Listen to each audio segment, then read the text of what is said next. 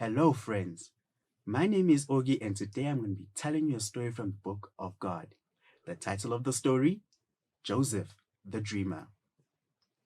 Just as God had promised, Abraham had many descendants, and they all lived on the land that God had promised them.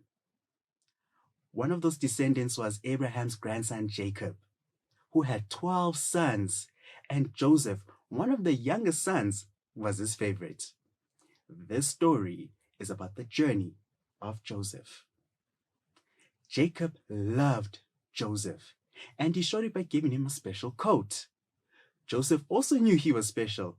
He even had dreams from God telling him about how he would rule over his family one day. Joseph told his family these dreams, but because of these things, his brothers hated him. One day, Jacob sent Joseph's brothers to go watch over his animals. Sometime later, Jacob sent Joseph to go check on his brothers. And Joseph obeyed and went into the fields to look for them. When Joseph's brothers recognized him coming towards them, they all came together and said, "Ah, here comes the dreamer. Let's get rid of him once and for all."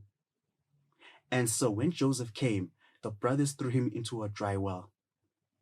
Sometime later, when traders heading on the way to Egypt passed them by, the brothers took Joseph out of the dry well and sold him as a slave. Then they took his coat, they put some animal blood on it, and they sent it to Jacob. Jacob, believing his son to be dead, mourned his death. But Joseph was on his way to Egypt with the traders and was sold as a slave to the king's official, now his master. But in that household, God was with Joseph, and he succeeded in everything that he did. Soon, the master put Joseph in charge of the entire household. But Joseph was a handsome man. So handsome, the master's wife wanted to sleep with him. Joseph refused and ran out the house. He said, "How can I sin against God and my master like this?"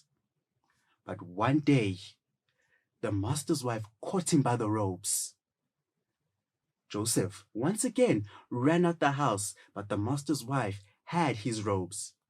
And when the master came back home, the master's wife said to him, "That servant of yours tried to rape me."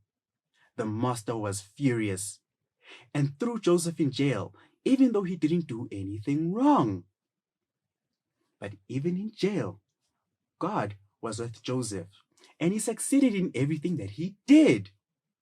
Soon, the jail guard put Joseph in charge of all the prisoners. One of the king's servants had a dream he couldn't understand. The king's servant told Joseph the dream, and Joseph said to him, "I can't interpret dreams. Only God can." God told Joseph what the dream meant. Joseph told the king's servant what the dream meant, and surely enough, it came true. And as the king's servant was about to go back to serve the king, Joseph said to him, "Please remember me when you are released and talk to the king about me."